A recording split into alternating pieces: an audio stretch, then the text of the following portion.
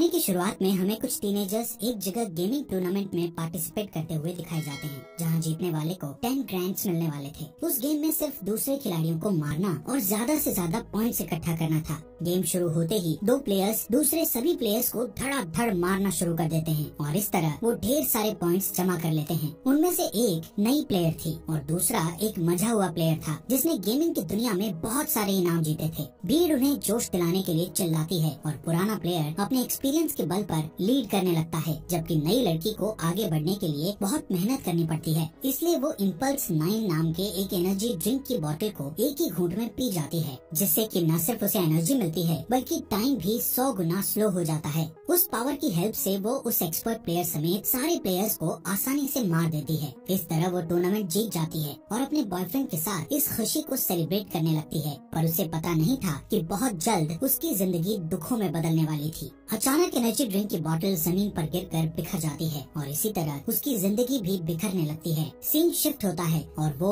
अपने आप को 3 बच्चों की माँ के रूप में देखती है। उसका घर बहुत बुरी हालत में था, जहाँ कोई मॉडर्न इक्विपमेंट और इलेक्ट्रिसिटी नहीं थी और इसके चलते उसकी तकलीफ और बढ़ गई थी। घर के बाहर की दुनिया भी उजाड़ और बंजर जमीन के अलावा और कुछ नहीं थी, जहाँ हवा भी जहरीली हो चुकी थी, जिसमें सांस लेना भी मुश्किल था। इसके साथ ही सीन फिर से शिफ्ट होता है और हमें पास्ट की कहानी में वेल हर्नांडेज नाम की एक लड़की को दिखाया जाता है, जो कि एक अच्छी FPS गेमर थी और जिंदगी में उसका एक ही सपना था कि वो एक प्रोफेशनल गेमर बनकर खूब सारा पैसा और नाम कमाए। वो अपने डिवोर्स फादर कार्लोस के साथ रहती थी। 2017 में एक दिन कार्लोस अपनी बेटी वेल को रेस्टोरेंट की जॉब इंटरव्यू के लिए तैयार करता है और वो बेदिली से फॉर्मल्स पहनकर इंटरव्यू के लिए निकल जाती है। बाहर उसका बॉयफ्रेंड इवान अपनी कार में उसे पिक करने के लिए उसका वेट कर रहा था। वहाँ से निकलते ही वेल गाड़ी की पिछली सीट में बैठकर अपने फॉर्मल कपड़े बदलकर कैजुअल पहन लेती है और इंटरव्यू की जगह फील्ड ऑफ फायर नाम के एक गेमिंग टूर्नामेंट खेलने पहुंच जाती है। दूसरे FPS बैटल रॉयल गेम्स की तरह ही फील्ड ऑफ फायर भी एक मल्टीप्लेयर गेम था, जिसमें लास्ट तक टिके रहना ही इसका मेन पर्पस होता है। वेल सोचती है कि अगर वो ये गेम जीत गई तो लाखों रुपए कमा लेगी और उन पैसों से वो अपने लिए एक गेमिंग कंप्यूटर खरीदेगी। पर इवान उसे बताता है कि रॉय नाम का एक मजा हुआ प्रोफेशनल गेमर उस टूर्नामेंट में सरप्राइज अपीयरेंस देने वाला है, जिसे सुनकर वो थोड़ा नर्वस हो जाती है। जल्दी ही वो लोग गेमिंग एरिया में पहुंच जाते हैं, जहां रॉय अपने फैंस के साथ फोटो खिंचवा रहा था। पहला मैच शुरू होने से पहले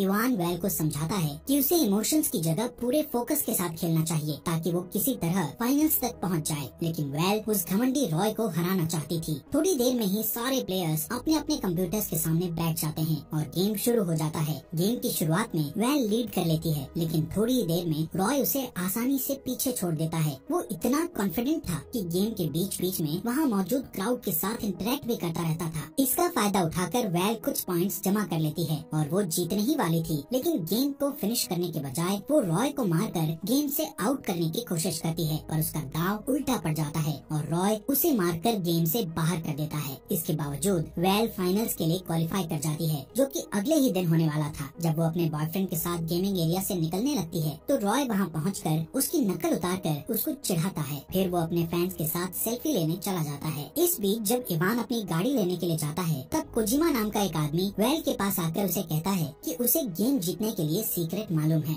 ये सुनकर वेल हैरत में पड़ जाती है, लेकिन उसके कुछ पूछने से पहले ही वो आदमी उसके हाथ में अपना बिजनेस कार्ड देकर वहाँ से चला जाता है। घर पहुँचने पर वेल बिना कोई आवाज किए चुपके से अपने रूम में जाने की कोशिश करती है, लेकिन उसके डैड उसे देख लेते हैं। वेल के पास कोई चारा नहीं था, इसलिए वो सारी बातें उन्हें सच बता देती है, जिसे सुनकर उसके डैड को बहुत गुस्सा आता है और वो अगले दिन से उसे रेस्टोरेंट जाकर उन लोगों से जॉब का इंटरव्यू लेने की रिक्वेस्ट करने के लिए कहते हैं। लेकिन वेल अपने डैड को समझाती है कि अगले दिन उसके टूर्नामेंट का फाइनल है, जो उसके फ्यूचर के लिए ज्यादा इम्पोर्टेंट है। पर सभी पेरेंट्स की तरह कार्लोस भी उसे समझाता है कि ऑनलाइन गेमिंग का कोई फ्यूचर नहीं है, लेकिन वेल अपनी जिद पर अड़ी रहती है और उसकी बात को इग्नोर करके अपने रूम में चली जाती है। थोड़ी देर बाद वो अपने आज के खेले गए गेम को पॉडकास्ट पर देखती है, जिसमें रॉय को फर्स्ट पोजीशन पाते हुए देखकर उसे बहुत गुस्सा आता है। तभी उसकी नजर कोजिमा के बिजनेस कार्ड पर पड़ती है और उसे ध्यान आता है कि उसने उसे गेम जीतने के सीक्रेट के बारे में बताया था। बदला लेने की तड़प और जीतने की चाहत में वो तुरंत उसके दिए हुए एड्रेस पर जाने का फैसला करती है। जल्दी ही द गोल्डन सॉसर नाम के गेमिंग कैफे में वो पहुंच जाती है, जहां पर कुछ लोग अपने कंप्यूटर्स पर वीडियो गेम्स खेलकर एंजॉय कर रहे होते हैं। तभी कोजिमा उसके पास आता है और उससे बैठकर गेम खेलने के लिए कहता है। वेल को इस बात से हैरानी होती है कि आखिर कोजिमा ने उसे अपना बिजनेस कार्ड क्यों दिया था, पर वो गेम खेलने के लिए बैठ जाती है। वो उस गेम में हाईएस्ट लेवल चूज करती है, जिसे कंप्लीट करना उसके लिए बहुत मुश्किल था। ये देखकर कोजिमा उसे इम्पल्स 9 नाम का एक एनर्जी ड्रिंक देते हुए कहता है कि ये कोई मामूली एनर्जी ड्रिंक नहीं है और वो चाहे तो उसे ट्राई करके देख सकती है। ये सुनकर वैल उस ड्रिंक का एक घूंट पी लेती है और अचानक उसके आसपास की सारी चीजें उसे स्लो मोशन में चलती हुई दिखने लगती है, जिसकी वजह से उसके लिए वो इम्पॉसिबल लगने वाला गेम बहुत ही आसान हो जाता है। फिर पलक झपकते ही वो रियलिटी में खुद को टेबल के दूसरी तरफ बैठे कोजिमा के सामने पाती है। जब वो उससे पूछती है कि उसे क्या हुआ था, तो वो उसे बताता है कि जो भी इम्पल्स 9 पीता है, समय उसके लिए स्लो हो जाता है और उसे ये एनर्जी ड्रिंक पीते हुए 1 घंटा बीत चुका था। वो उसे ये भी बताता है कि आप जितनी मात्रा में इस एनर्जी ड्रिंक को पियेंगे, टाइम भी उसी रेशो के हिसाब से स्लो होता जाएगा। ये कहकर कोजिमा उससे एक बॉटल ड्रिंक के बदले $500 की डिमांड करता है, जिसे सुनकर वैल शॉक्ड हो जाती है। उसे लगता है कि टूर्नामेंट जीतने के लिए एनर्जी ड्रिंक का इस्तेमाल करना चीटिंग है, पर तभी कोजिमा के फोन पर रॉय की कॉल आती है, जिससे उसे ये पता चल जाता है कि रॉय भी गेम्स जीतने के लिए उस एनर्जी ड्रिंक का इस्तेमाल करता था। इसी वजह से वो दूसरे गेमर्स के मुकाबले अनबीटेबल बना हुआ था। ये सब जानने के बाद वैल इम्पल्स 9 की बोतल खरीदने के लिए तैयार हो जाती है। अगले दिन गेम शुरू होने से पहले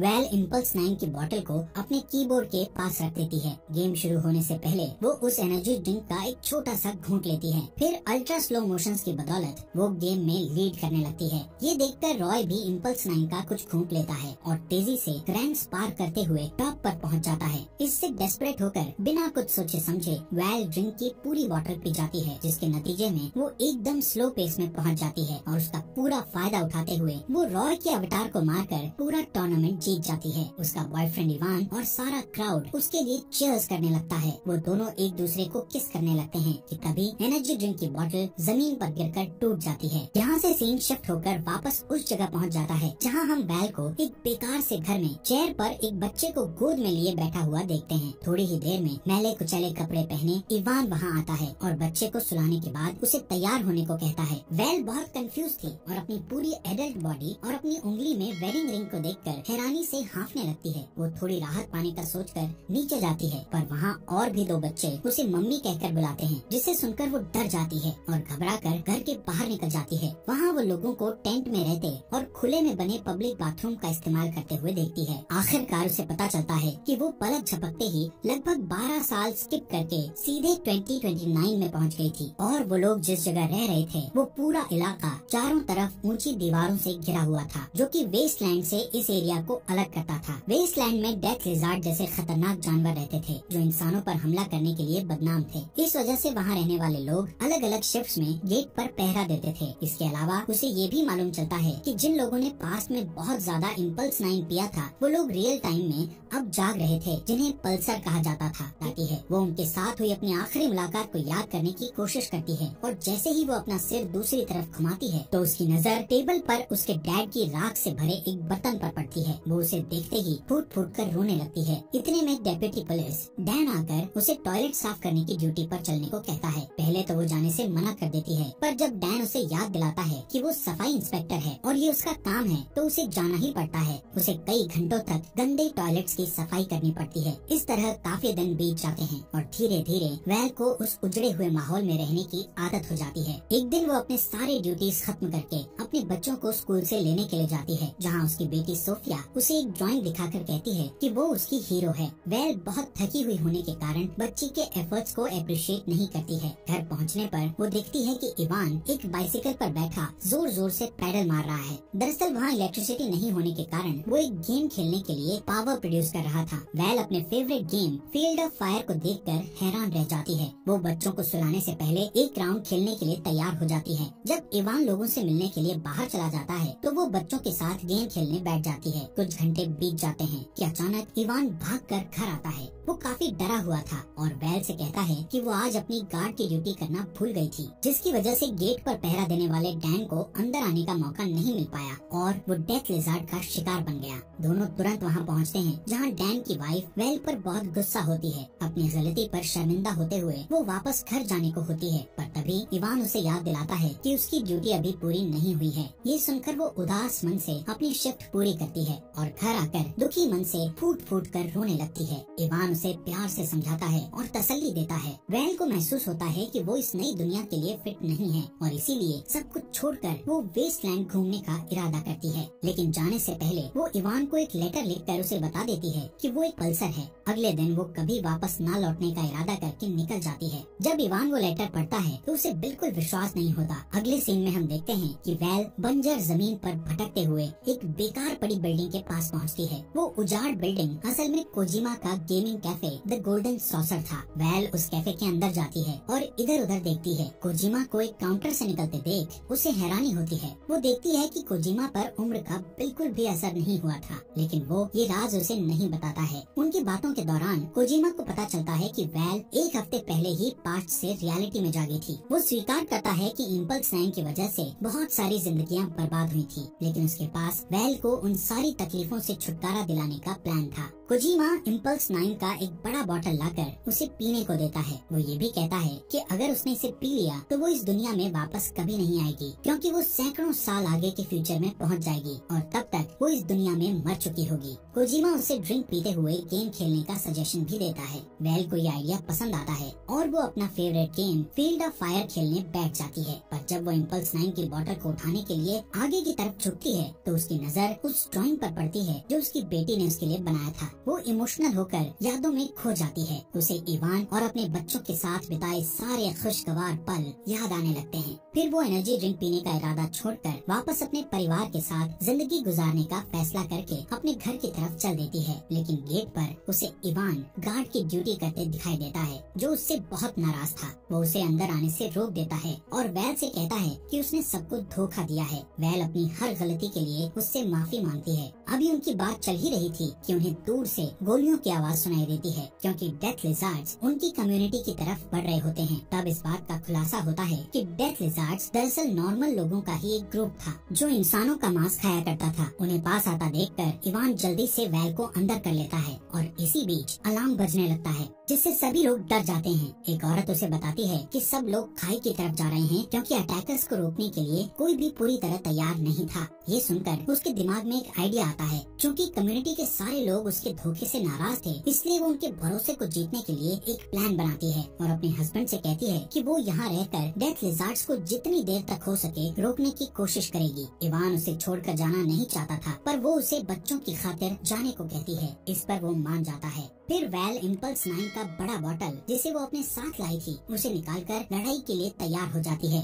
डेथ लिजार्ड्स गेट पर पहुंचकर हमला बोलने के लिए तैयार दिखते हैं कि तभी वेल को पता चलता है कि डेथ लिजार्ड्स का लीडर और कोई नहीं बल्कि रॉय खुद था। दोनों एक दूसरे के आमने सामने थे। रॉय उसे बताता है कि वो रियलिटी में कुछ साल पहले पहुंचा था और अब वो एक जालिम लीडर बन चुका था जो किसी को भी मार सकता है। पर उसकी धमकियों का वेल पर कोई असर नहीं पड़ता, क्योंकि उसने उसके आने से पहले ही वो एनर्जी ड्रिंक पी लिया था। सबूत के लिए वो खाली बोतल को उसके सामने फेंक देती है। अचानक वेल स्लो मोशंस में चली जाती है और गैस के कैनिस्टर पर गोली चला देती है, जिससे सारे अटैकर्स हवा में उछल जाते हैं। फिर लगातार शूट आउट करते हुए वो सबको खदेड़ देती है। अनफॉर्चुनेटली उसके पेट और कंधे पर गोली लग जाती है, जिससे वो जमीन पर गिर जाती है। तभी रॉय आकर उस पर गोली चलाता है, लेकिन उसका निशाना चूक जाता है। इस मौके का फायदा उठाकर वो उस पर गोली चलाकर उसे मार डालती है। इसके बाद वो अपनी आखिरी सांस लेते हुए आसमान की तरफ एक फ्लेयर गन छोड़ती है, जिससे इवान को ये सिग्नल मिल जाता है कि उसकी कम्युनिटी अब सेफ है।